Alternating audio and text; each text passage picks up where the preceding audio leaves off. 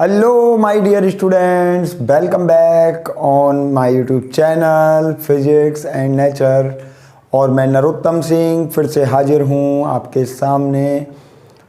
जो अपना third chapter था उसके कुछ दो रिमेनिंग पॉइंट्स रह गए थे, जो रिवीजन चल रहा था उसमें दो पॉइंट्स रह गए थे। एक तो व्हीटस्टोन ब्रिज रह गया था, व्हीटस्टोन सेतु, और एक रह गया था किरचॉफ के नियम। दोनों को आज हम अपने इस वीडियो के माध्यम से रिवाइज करने वाले हैं। तो सबसे पहले हम बात करते हैं किरचॉफ के नियम की। किरचॉफ के कितने नियम होते हैं? दो नियम होते हैं। एक तो है किरचॉफ का धारा नियम और एक है किरचॉफ का वोल्टा नियम। धारा नियम ये आधारित है किस पर? आवेश संरक्षण सिद्धांत पर। आवेश संरक्षण सिद्धांत पर आधारित है। किरचॉफ का धारा नियम आवेश संरक्षण सिद्धांत पर आधारित है। ये पूछा जा सकता है आपसे बोर्ड में। और ये कहता क्या है कि जैसे मान लीजिए कहीं भी परिपथ में कोई नोड बिंदु है और उस नोड बिंदु पर कहीं धाराएं आ रही हैं मान लीजिए, और या फिर कहीं से धाराएं निकल रही हैं।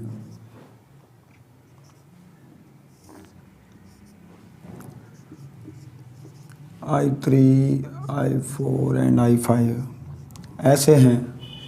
ये कोई नोड बिंदु है मान लीजिए। इस नोड बिंदु पर धाराएं आ रही हैं, तो इस नोड बिंदु पर धाराओं का जो बीजगणितीय योग होगा वो 0 होगा, वो शून्य होगा। ये किरचॉफ का धारा नियम है। ठीक है। दूसरी शब्दों में हम ये कह सकते हैं कि किसी नोड बिंदु पर अंदर जाने वाली धाराओं और बाहर निकलने वाली धाराओं का बीजगणितीय योग 0 होता है। अंदर कौन कौन सी धाराएं जा रही हैं? 1, 2 और 3, I1, I2 और I4। ठीक है, इनको प्लस में लिखा जाता है। I1 है, I2 है और है I4। ये प्लस में लिखा जाएगा। बाकी की जो बाहर निकलने वाली धाराएं हैं उनको माइनस में लिखते हैं। तो बाहर निकलने वाली धाराएं हैं I3 और I5। इनका योग किसके बराबर लिख सकते हैं? 0 के बराबर। तो यहाँ से बनेगा I1 plus I2 plus I4। इन दोनों को इधर ले जाता हूँ तो ये बनेगा I3 प्लस I5। मतलब ये कह सकते हैं हम कि समीशन I, लेकिन कैसी? निवेशी, मतलब अंदर जा रही हैं वो धाराएं। निवेशी मतलब अंदर जाने वाली धाराएं। और समीशन I निर्गत, इनका योग बराबर होगा बाहर निकलने वाली धाराओं और अंदर जाने वाली धाराओं का बीजगणितीय योग एक दूसरे के बराबर होगा। ठीक है, ये है किरचॉफ का धारा नियम। करना क्या है? स्क्रीनशॉट ले लीजिए।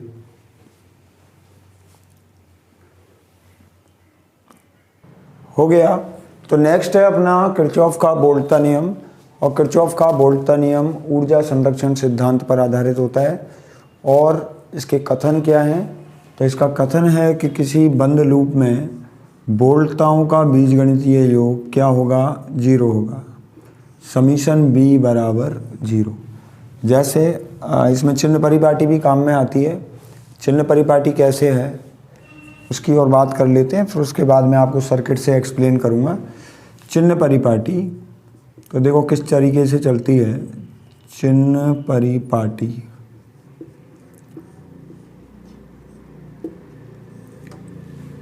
ठीक है, जैसे प्रतिरोध है, धारा उसमें ऐसे बह रही है इस तरीके से। ठीक है, तो हम जानते हैं धारा आएगी कहाँ से? प्लस से माइनस की तरफ। प्लस से माइनस की तरफ जाओगे वोल्टा का मान कम होगा, इसीलिए इसको लिखेंगे माइनस का IR। वोल्टा इसके सिरों पर क्या लिखी जाएगी? माइनस के IR। और हम चल भी अगर इधर ही रहें धारा की दिशा में तो माइनस का क्या लिखी जाएगी? IR। ठीक है, अगर इसका अपोजिट होता,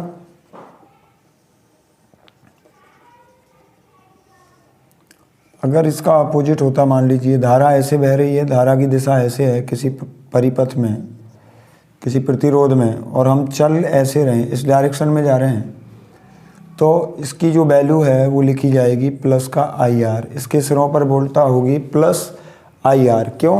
क्योंकि धारा की दिशा ये है, जब हम माइनस से प्लस की ओर जाएंगे तो वोल्टता का मान बढ़ता है, इसलिए इसको हम किस में लिखेंगे? पॉजिटिव में लिखेंगे। हो सकता है बेटा NCERT में जो साइन है वो इसके अपोजिट लिए हैं, लेकिन जो कंसेप्ट है वो यही कहता है कि भाई माइनस से प्लस की तरफ जाने पर वोल्टेज इंक्रीज होते हैं, विभव का मान बढ़ता है, इसलिए इसका विभवांतर क्या लिखा जाएगा? पॉजिटिव। और यहाँ घटता है, इसलिए किस में लिखेंगे हम? माइनस में। वैसे इसका कोई सेंस नहीं निकलता, लास्ट में जो जीरो के इक्वल लिखते हैं तो हम साइन को उलट भी सकते हैं। ठीक है, तो चाहे NCERT फॉलो कर लीजिए, चाहे ये इस तरीके से भी हम चिन्ह परिपाटी काम में ले सकते हैं। इसके अलावा अगर मान लीजिए कोई सेल है और इसमें हम एंटर कर रहे हैं, इसका EMF E है, विद्युत वाहक बल, और हम माइनस से प्लस की ओर जा रहे हैं, तो जो E की वैल्यू है वो प्लस में लिखी जाएगी, क्योंकि माइनस से प्लस की तरफ जा रहे हैं हम, इसलिए विभव का मान बढ़ेगा, तो विद्युत वाहक बल इसका क्या लिखा जाएगा? प्लस में लिखा जाएगा। और इसके अपोजिट अगर हम बात करें तो ये प्लस और ये माइनस, अगर हम प्लस टू माइनस जा रहे हैं तो E की वैल्यू किस में ली जाएगी? माइनस में ली जाएगी। ठीक है, विद्युत वाहक बल हम क्या काउंट करेंगे? हम माइनस में काउंट करेंगे। इसका ऐसा कीजिए, यहाँ तक स्क्रीनशॉट ले लीजिए, फिर आगे एक सर्किट से और मैं आपको एक्सप्लेन कर देता हूँ। ये साइन है, केवल 4 हमें काम में लेने हैं मेन। हो गया? चलिए, तो आगे अब नेक्स्ट देखिए, जैसे ही कोई सर्किट है और यहाँ हमें KVL लगाना है, तो यहाँ 2 लूप बन रहे हैं। एक लूप तो ये रहा, लूप फर्स्ट, और लूप सेकंड ऐसे है। ठीक है, लूप फर्स्ट और लूप सेकंड। मैं लूप एक में क्या लगा रहा हूँ? KVL लगा रहा हूँ। इसको फर्स्ट मान लेता हूँ और इसको सेकंड। ठीक है, तो इसमें क्या करेंगे? इसमें लगाएंगे तो माइनस से प्लस जा रहे हैं, तो यहाँ E1 किस में लिखा जाएगा? प्लस में। फिर उसके बाद करंट की डायरेक्शन में जा रहे हैं तो माइनस में लिखा जाएगा, माइनस I1R1। फिर यहाँ इधर की तरफ आ गए, वही करंट की डायरेक्शन में जा रहे हैं, इसलिए माइनस में क्या लिखा जाएगा? IR से। करंट कितना फ्लो हो रहा है? I1 plus I2। करंट इतना प्रवाहित हो रहा है। प्रतिरोध कितना है? R3 बराबर 0, क्योंकि समीशन B बराबर 0 लिखते हैं, इसलिए वोल्टताओं का जो बीजगणितीय योग है वो 0 कर दिया। किससे? लूप फर्स्ट से। लूप सेकंड में देखेंगे तो वही माइनस से प्लस की तरफ जा रहे हैं, तो E2 किस में लिखा जाएगा? प्लस में लिखा जाएगा, E2 का साइन। क्यों? क्योंकि माइनस से प्लस जा रहे हैं। अब यहाँ धारा की दिशा में ही जा रहे हैं हम, इसलिए माइनस में। I2 उसके बाद फिर यहाँ जाइए, वही करंट की डायरेक्शन में ही है, ये लिखा जाएगा माइनस में ही, I1 plus I2 into R3 is equal to 0। इस तरीके से हम KVL, किरचॉफ का वोल्टता नियम अप्लाई कर सकते हैं। बहुत इजी है, केवल चिन्हों का ध्यान रखना है। माइनस से प्लस की तरफ जब भी जाओगे तब प्लस में लिखा जाएगा।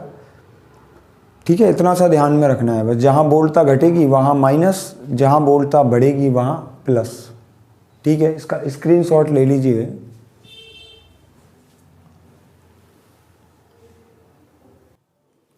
अच्छा जी, तो अब नेक्स्ट जो अपना टॉपिक है वो है व्हिटस्टोन सेतु। व्हिटस्टोन सेतु ये क्या होता है? ये कुछ नहीं है, 4 प्रतिरोधों का एक संयोजन है, मतलब एक परिपथ है। और इस परिपथ की सहायता से हम क्या करते हैं? एक अज्ञात प्रतिरोध निकालते हैं। जैसे 4 हमें परिपथ 4 प्रतिरोध दे रखे हैं, उन चारों प्रतिरोधों में से हमें क्या निकालना है? इन 4 प्रतिरोधों में से और हमें 3 प्रतिरोध ज्ञात होते हैं, लेकिन एक जो अज्ञात प्रतिरोध होता है उस अज्ञात प्रतिरोध का मान हमें निकालना होता है। ठीक है, तो उसके लिए हम व्हीटस्टोन सेतु काम में लेते हैं। 4 प्रतिरोध होते हैं, उन 4 प्रतिरोधों को एक संयोजन से हम जोड़ देते हैं, एक व्यवस्था में जोड़ देते हैं। उस व्यवस्था को व्हीटस्टोन सेतु कहते हैं। तो देखिए उसके लिए क्या किया जाता है कि जैसे 4 हमने प्रतिरोध ले लिए,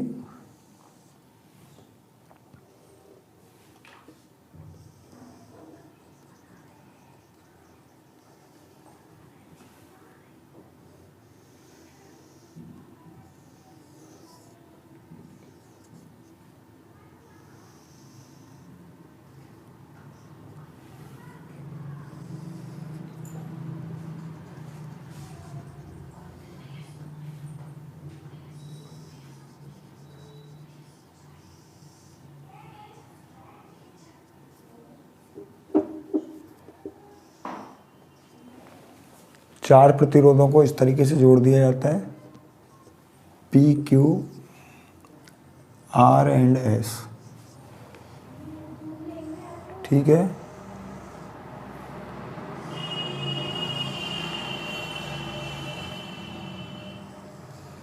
यहाँ एक सेल या बैटरी को संयोजित कर दिया जाता है।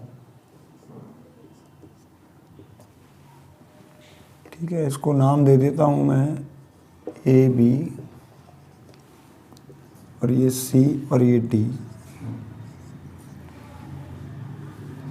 ठीक है, ये व्यवस्था होती है व्हीटस्टोन सेतु। यहाँ 3 प्रतिरोध ज्ञात हैं, कौन कौन से, पी क्यू और आर, ये ज्ञात हैं। और जो एस वाला है ये प्रतिरोध अज्ञात है। हमें इसका मान निकालना होता है, इस अज्ञात प्रतिरोध का। ये ज्ञात करने के लिए 4 प्रतिरोधों को इस तरीके से हम जोड़ देते हैं। और होता क्या है कि जब इस नोड पर और इस नोड पर विभव का मान समान होता है, तब यहाँ धारा मापी में से कोई धारा प्रवाहित नहीं होती, और कोई धारा प्रवाहित नहीं होती। और ये जो व्हीटस्टोन सेतु है वो बैलेंसिंग में, मतलब संतुलन की अवस्था में हो जाता है।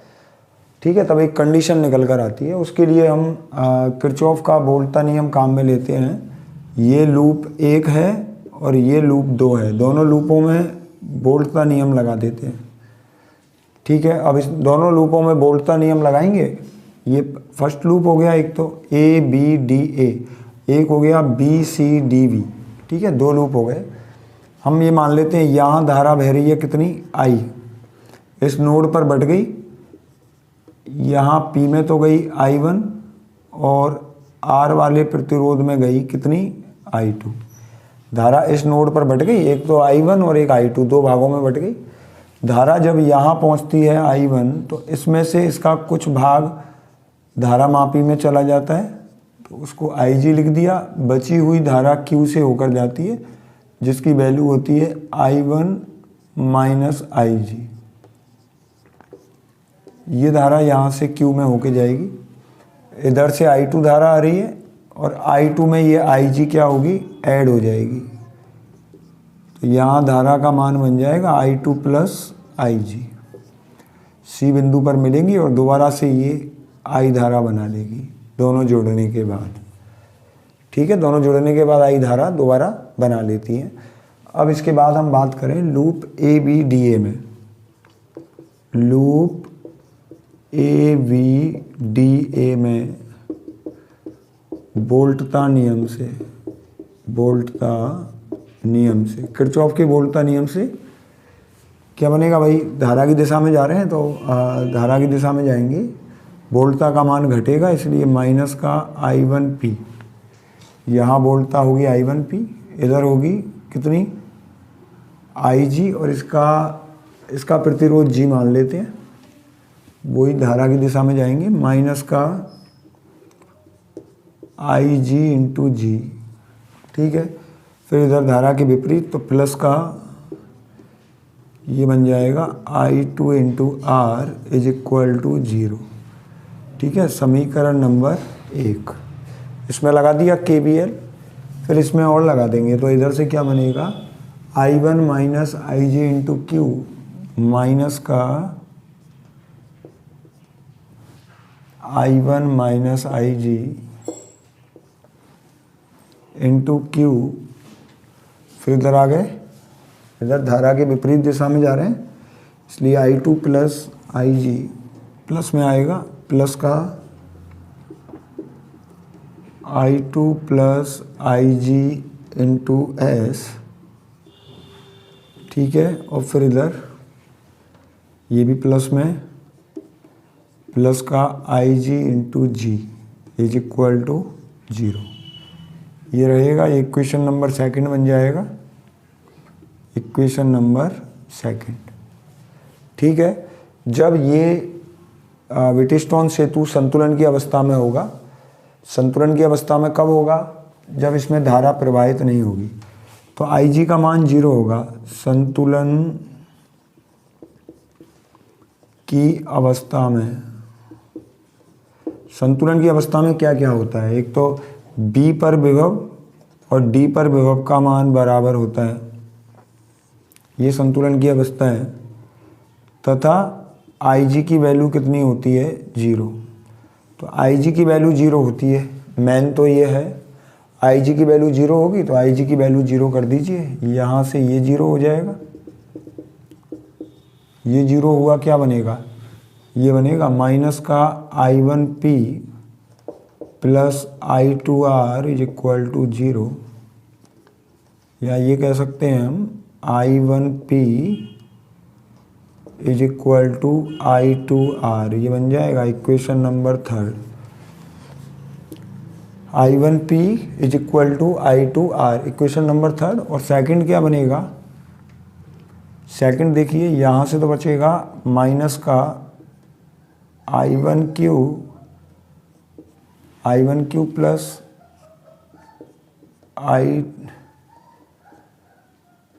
I2S I2 प्लस IG, ये बनेगा I2S और फिर आ जाएगा इज इक्वल टू 0, यहाँ से बन जाएगा I1Q is equal to I2S, equation number 4।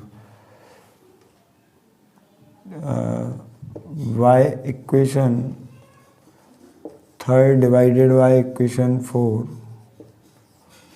Third को 4 से डिवाइड करेंगे, I1P में डिवाइड होगा किससे, I1Q का, और I2R में डिवाइड होगा I2S का। तो यहाँ से जो बैलेंसिंग कंडीशन निकल कर आएगी वो निकल कर आएगी P/Q is equal to RYS। ये व्हीटस्टोन सेतु के संतुलन की अवस्था होती है। ठीक है, तो उम्मीद करता हूँ आपको व्हीटस्टोन सेतु समझ में आया होगा। तो बने रहिए हमारे YouTube चैनल पर, अभी और भी वीडियोज आने वाले हैं जो आपके रिवीजन को बिल्कुल सॉलिड करने वाले हैं। हमारे चैनल पर ना किसी तरीके का मजाक, ना किसी तरीके की स्टोरी होती है, केवल यहाँ होते हैं तो कंसेप्ट होते हैं।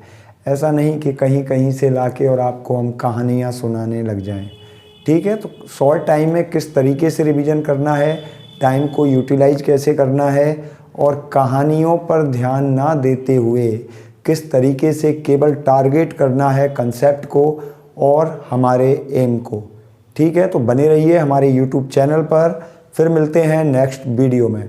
लेकिन जाने से पहले आपको स्क्रीनशॉट ज़रूर लेना है।